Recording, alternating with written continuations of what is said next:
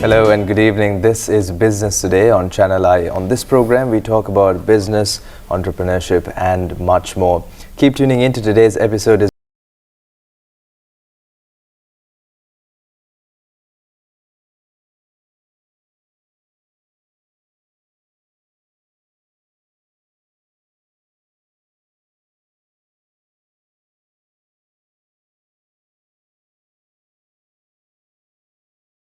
Today's episode, we are joined by the CEO, MD of Dill Films International Private Limited and the founder and producer of the Tube Studio by Dill Films. And to know more about who this individual is, let's have a look at this short clip. Pravin Jayaratne is the CEO of Dill Films International and the founder producer of the Tube Studio. He's also a film producer, director of photography, visual effects supervisor, as well as an award-winning film editor and sound designer with over 50 feature films to his title. In 2009, he became the first to shoot, edit and color grade a feature film, Run Kivita 2, on the legendary Red One digital cinema camera in Sri Lanka. Established in 1980, Dill Films International Private Limited was founded by late Dilman Jayaratne, who was a pioneer in the Sri Lankan film industry. His contribution to the film industry runs well over 50 years as a film producer, director of photography, as well as a film director. In 1990, Dill Films introduced the first and only 35mm motion picture color film laboratory to Sri Lanka, and up to now, they have printed release prints for over 400 Sri Lankan feature films. The latest contribution to the Sri Lankan film industry is their very own Dill Films in Academy and Dill Films Acting Academy, aiming to inspire and nurture the tomorrow's filmmakers and thespians. Some of Pravin's featured work includes Suparna, Sri Siddhartha Gautama, Guttila, Heart FM, Asai Mampiyabanna and Run Kivita amongst many others. Midunu Vishwaya by Jayanta Chandrasiri is another major project he worked on, for which he was the director of photography, editor, sound designer and colorist. Mr. Pravin Jayaratne, good evening and welcome to the program. Good evening, Prashant. All right, let's start at the very beginning. How you exactly began your career? Right. Actually, you could say that I was born into the industry. My father was a strong figure in the film industry, and so he was already a film producer, he was a cinematographer, editor, and he was a facilitator for the local film industry. So he was a pioneer in introducing the color film to the Sri Lanka.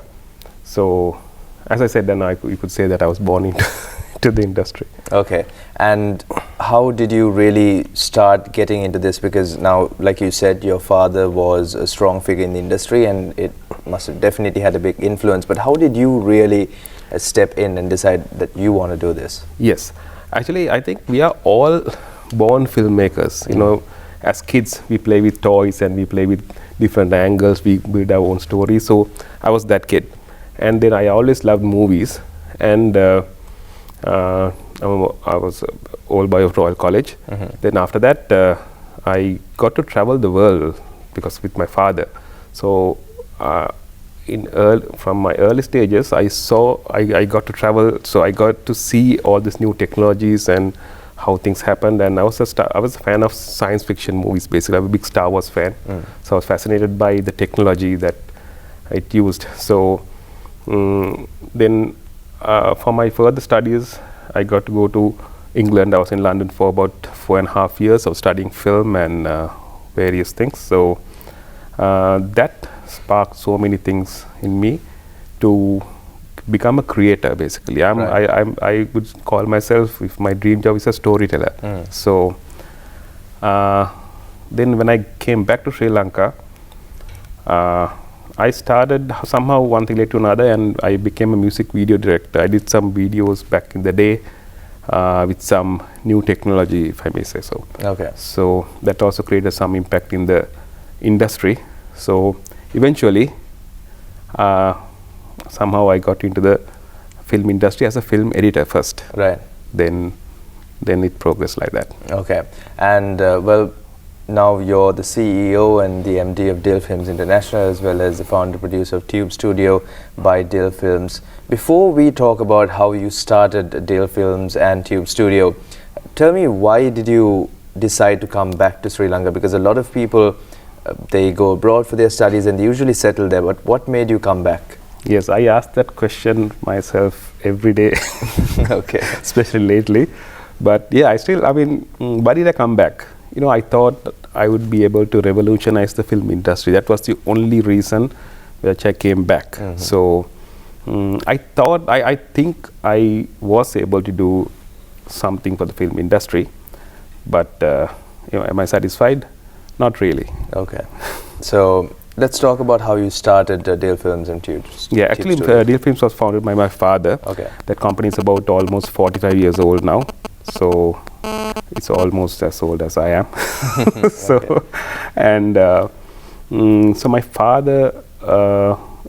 father's final project was, before he passed, we had a film laboratory, Okay. the only privately owned color motion picture film laboratory. So Sri Lanka, Dill Films was, in a sense, was a one-stop shop back in the day as well, because we had our own Cine 35mm film cameras to our own film laboratory, which is a big deal, I suppose. So we had our equipment as well. But then what I added to the company was the new technology, so the digital. The film was, the film has been it was in the industry for more than 100 years. So back in 2008 and 2009, with the introduction of the red cinema camera, the 4K red cinema camera, the digital revolution, you could say that the digital revolution started back then. So I was lucky enough to be one of the first red digital cinematographers in the world. So I got to use one of their first 150 cameras. It has one camera was in Sri Lanka, so we shot Rankevita Part 2 of that. So basically, while doing the analog, the conventional film technology, I progressed the company. I steered the company towards the digital. We went with the digital revolution. Okay. So we are still. So that helps us to do the transition and stay ahead. Now, previously you mentioned your father had a lot of influence in this industry, and for those who do not know much about him, do you mind telling us a bit about his career and some of the highlights of that as well? Yes. He started off as a still photographer. Actually, my father's father, Robert Jayaratne, was a very well-known still photographer in Kegol. That's my father's town, basically, his hometown. So I think that influence had on my father. So he also became a still photographer. And while he was in his 18, I was 20 or something, he got involved in they did a movie called Vera, a short film. Basically, I think it's just one of the world records, I guess, because it was done by a set of 4 school students. So the technology was so different. They had to use the analog films and 35mm film and all that. So it was not easy like now. Even with a phone, you can be a filmmaker.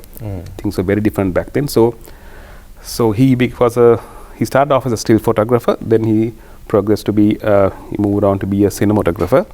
Then he got into the equipment rental business. Then eventually into the full-on film business. Okay. Now, by the looks of it and by what you said, it's been a generational thing, and you're a third generation when it comes to filmmaking and this industry. Do you think someone after you might enter this industry as well? What are your thoughts on this? Even my father is a cool figure, because he never influenced me to be. He didn't say, Pravin, you have to take over this business and all that. But then he would have liked me to do it. But then somehow I got into the field, and I don't know if the the fourth generation would do it or not. They might, but then again, this industry is, with all this new technology, with especially the arrival of AI, the industry is changing so rapidly is unbelievable. Right. My father saw the same cameras for 30 or 40 years. He saw the same technology. He got to use the same technology for more than 50 years. Okay. But it rapidly started changing, and now it's changing in a unimaginable space. So we never know if what sort of filmmakers will be there in the future. So we all might be filmmakers, or nobody will be filmmakers. The films might be made just by AI. So And I believe sometimes weekly, if not monthly, the technology can change.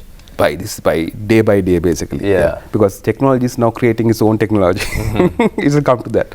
Right. Science fiction is not science fiction anymore. Okay. Now, coming to the film industry of Sri Lanka, what are your thoughts on this? Where do you think it could improve, and what are some of the drawbacks you see? Yes, up to now I have edited about 51 Sri Lankan movies. So I've been a sound designer, colorist, editor, and a cinematographer as well. So what I think about the industry, there's so much room to grow. I'm not talking about technology. As a technology service provider, I think my company has provided more than enough technology to the industry. It's how people use it. So that has to change. So till that changes, the industry will be in a uncertain, I would say. I haven't seen much progress in creativity wise. Okay. That must definitely change to go to the next level. Okay, so from the time your father started Dill Studios, what are some of the developments you've seen, and what are some of the developments you've done with Tube Studio as well? The Dill Films has always been in the forefront of we always introduced the new technology to Sri Lanka. Like my father introduced the film lab, first Sri Lankan privately owned color film laboratory. Okay. That paved so many, that made things so much easier for local film producers. And then I got to we were in the forefront of introducing the digital filmmaking process to Sri Lanka. Right. And then I introduced 5.1 color, 5.1 surround sound, 7.1 surround sound mixing facility in Sri Lanka. So in the film, as long as the film industry goes, we were able to provide more than adequate technology to Sri Lanka, all the latest technology. But recently, we are now focusing on the social media aspect as well. Okay. So my latest contribution to the industry is the Tube Studio, which is a high-tech virtual production studio with a low-cost solution for, let's say, social media creators, because we have large studios as well. Some are not exactly affordable to that market. Okay. So the Tube Studio is exactly designed and marketed towards content creators who are emerging, and it's basically that is the future. Okay. And it's great that you have two types of options for people to choose from. If you really want to go all out, you have an option for that as well. If you're just getting started, an option for that as well. That's great. And speaking of some of the projects you've done at Dill, and as a cinematographer, a sound producer, a sound designer, director, what are some of the unforgettable moments that you had? Oh yeah, there are so many unforgettable moments, but in particular I like to talk about the Rankevita Part 2, which I happen to be, that's my first feature film which I happen to be the cinematographer of. That was the first Sri Lankan movie to be shot on a RED camera. Right. So I was the first RED digital cinematographer in Sri Lanka, not in Sri Lanka, in the South, basically a South Asian region in a sense, because we got to use one of the first 150 RED cameras produced. That was basically a prototype, a testing camera. Okay. So we got to use that on Rankevita Part 2 back in 2009. And then there's so many each project is unforgettable for me. Yeah. But in one particular, I like to talk about a film called Midun Vishay by Jayaratne, which is coming out in June of 2023. Right. And that I had the opportunity to be the cinematographer of that movie. So being a cinematographer, editor, sound designer, and a colorist, I played 4 major roles in that movie. So I'm very proud of that, and I would say that's a pretty unforgettable moment for me and Dil Films. Right. Now, one of the key words we used throughout this interview was cinematographer. Now, there might be some of you out there who do not know what this means. So, do you mind telling us the difference between what does a cinematographer do first, and the difference between film cinematography versus just other projects like social media and things like that? So cinematography comes from photography. Photography is you painting with light, basically. That's what photography means. And cinematography is the moving image form of photography, basically. And there are so many, there are different cinematographers in the world. Some people use stylized systems. Sometimes people use this tool to tell the story. So I believe in not so much stylized form of telling a story. Cinematography, I use it to help the director's vision to tell the story. So when it comes to music videos and all, there are people who use so much of stylized systems. In movies, it's a bit different. Now, I'm not saying that it's not people don't use stylized systems, but it's a very broad subject. Basically, you need hours and hours, maybe days to discuss about it like that. Okay. So yeah. So basically, cinematography is the eye of the film. Okay. That's how you see the movie. Right. And forgive me for asking this, but is cinematography a fancy word for videography? Are they the same? Are they different? How is it? Yeah, well, videography is... is it like the broad word for everything which is below that? How for example, let's say this setup. This is a professional, it's a massive TV station. I mean, viewers can't see it, of course, but there are multiple cameras here. And this purpose of these cameras is to capture the subject, basically. So I have to be seen very clear and all that. So in cinematography, you get to tell a story with your frames, with the camera movements, with the lighting. Cinematography is not just the motion of the camera, but it's the controlling of light as well. It's a combination. So cinematography is more of an art. There's more art in cinematography than videography. But then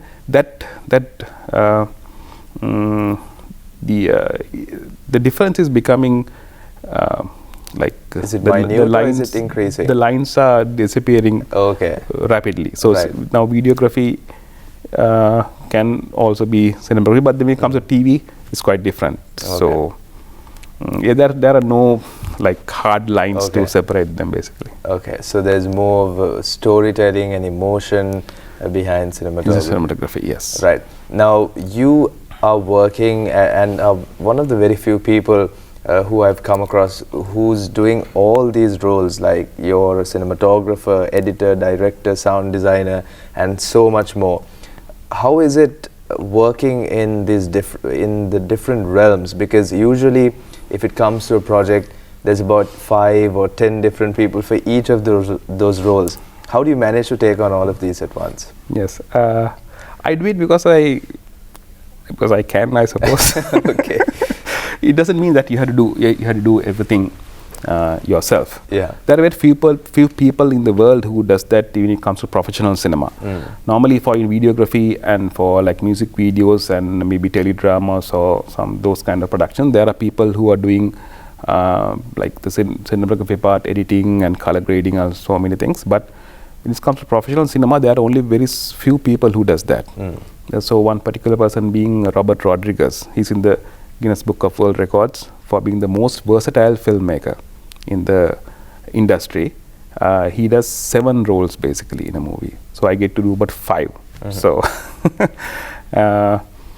I think whenever I do the role of a cinematographer, I do not think about the editing part. I have the ability to forget that I'm going to be editing the movie. I just focus on the cinematography part.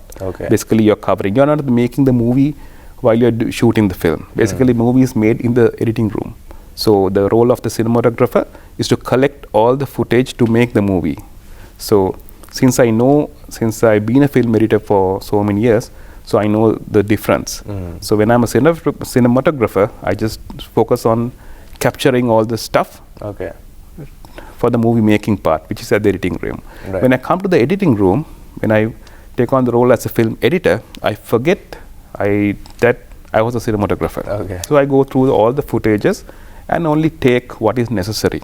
I don't tend to take this shot was Yeah. I took so many hours to shoot this, it must have this cost so much of rupees and all that. You completely forget that, Okay. and you do your job. So Okay. when it comes to sound designing, something like that. So as long as you can separate those things, can be a successful filmmaker. Great. So from the time you entered the industry and from your younger days, what are some of the trends you've seen in the film industry and how has it changed over the years? There's not been so much of change in the creativity side. I mean, I think we need much more film directors, filmmakers, writers coming to the industry. I think that's a major thing, because as I said, there's enough technology in this industry. We need more creative thinkers and people with proper knowledge about filmmaking. Okay. I think we lack that so much. Right. You need the filmmaking is a very complicated form of art. You need lots of there's so many technology goes into a movie. It's not like singing a song. I'm not saying that singing a song is easy. I'm not saying the music industry is easy, but film industry is much more difficult than anything else. You have to think of a lot of different... many things. From the beginning, the credits, first of all, the story and how the story is made, what sort of a genre that you're making the film on, and then the technical aspect of the movie, the selecting the proper cameras, you're selecting your crew, and then the color, the tone that you're going to give out. Right. So many things, and there might be songs in the movie depending on which region that you're doing the movie in. So then you need musicians to do your song, then the background score, then there's visual effects, and there's set design, set construction, costume design, makeup, prosthetics, and again visual effects again. So there are so many things. So you need so much of knowledge. You need to learn this craft really well to wield it properly. So without that, you need that to drive the industry to the next level. We need that so badly right now. Okay. Now, when it comes to educating yourself about the industry, you said it's very important. I believe your company has some support when it comes to this. You can help those of you who want to get into the film industry. Tell us about your academy and how you can help young filmmakers. Yes, about 4 or 5 years ago, we started a film academy. Basically, it's a byproduct of a services. We have cinemas, we have shooting floors, we have editing studios, dubbing studios, Foley studios, we have the latest camera, so everything's in-house. So what better place to have a film school where people get to interact with the proper technology, hands-on experience. So my academy was a byproduct of the film industry, of the Dil Films, and then with that I try to help people who are trying to get into the industry, who has the urge and the hunger to learn the craft, right? To learn this technology properly and come into the industry and make a difference. Basically, anybody can come into the industry, but make a difference and impact is what matters. To do that, you need to know the proper skills. Okay. So you need to learn the skills. That's how India progressed. Now we say the biggest industry in India. We always talk about India. But India has one of the biggest film industries in the world. So how did they get there? They eat the same food that we eat, basically. Same skin color and same economy in so many places. But not too far away as well. Not too far away. It's just about 45 minutes away, I guess, Yeah. To go to Chennai. And how come they are there and we are still here? If you take Korea, I know everybody watches Netflix. So there are so many good Korean TV series. How big is Korea? It's a very small country. Yeah. And look at where they are. You know, all Sri Lankans watch Korean dramas. Who watches Sri Lankan products overseas? Yeah. I don't think there's many other, not at all, I suppose. So to go there, you need to learn the proper craft. So yes, I'm trying to help with my academy, with people with my academy. Okay. Now, when it comes to streaming platforms, there are many nowadays, and I believe that has really changed the way people watch movies and TV shows. And what has really been the impact of that? Not from there is an impact from the consumer point of view as well, but from a creator's point of view, how has that changed? Do you all have to work differently? How is it? That's a very good question. Basically, cinema, the film industry is cinema. So when you say cinema, you just, first of all, you get a massive hall with a big screen, a dark room. So that means it's a very personal experience. So watching a movie is a very personal experience. You go to a cinema, of course you sit with so many people and you enjoy the movie, you interact with the crowd, all that, but still it's an isolated experience. But with the streaming services and the new technology, the movies has come to the mobile phone. It's in your pocket, it's in your hand. You can watch a movie while you're commuting. You can watch a movie in bed. So that has the storytelling techniques has changed a bit. The technology that you use, how you use it is different. Now there are so many TV series coming out. There's binge watching is a new thing in the industry. So there were movie marathons before, but now there's binge watching for TV series where people watch for 10, 15 hours at a stretch. So those are all content, but then how they consume is different. So how you produce a TV series is much more different to how you produce a feature-length film, maybe 2 or 2.5 hours or whatever. Right. So technology has, there are different, use your technology different for different situations. Okay. Now, I myself am a viewer of these platforms, and I do watch a lot of TV shows and movies on these platforms, but very rarely do I see Sri Lankan movies or Sri Lankan TV shows especially being on these platforms. What is the reason for that, and how do you think we as Sri Lankans can make a mark and get on some of these major streaming platforms? Yes, again a very good question, and I think I hinted my answer in my previous, answer to that is in my previous answer as well. So why aren't our movies in Netflix? There's not a single Sri Lankan movie on Netflix present at this point. Because Netflix is not against Sri Lanka or not against this race or nationality or anything like that. It's just a product. They're only interested in the product. If the product is right, your movie will be on Netflix. Okay. So you have to prove it to them. That's the biggest film releasing platform in the world. So they release so many movies a day basically. So they have so much traffic coming in. There are so many people pitching to Netflix saying, okay, put my film in. So they have a very strict screening process. So you can't basically contact Netflix. There are so many agents, sub-agents and sub-agents. You have to go through them. So you have to convince them, then you have to have a good product in your hand. So having a good product is the key. That should be technically sound and made in such a way that it complies with the filmmaking standards. Okay. So without that, we can't. Because Sri Lanka is one of the, I think it's a very diverse and cultureful country. So we have so many stories. Now Americans are using Avengers, all these made up characters, but so how many characters do we have?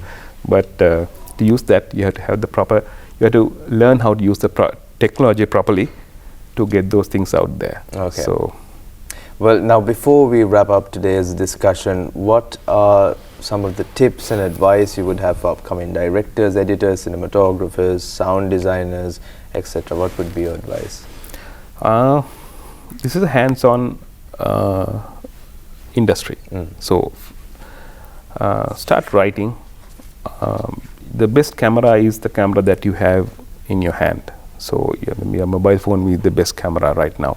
So start shooting something. I'm trying to address the complete beginner. So take your camera out, start shooting, start telling your story. It could be interviewing your parents or whatever. So could be something happening around your neighborhood. So try to get your hands with the technology. It doesn't mean that if you are a filmmaker, doesn't mean that you have to be editor. It doesn't mean you have to edit your own film or shoot your own film.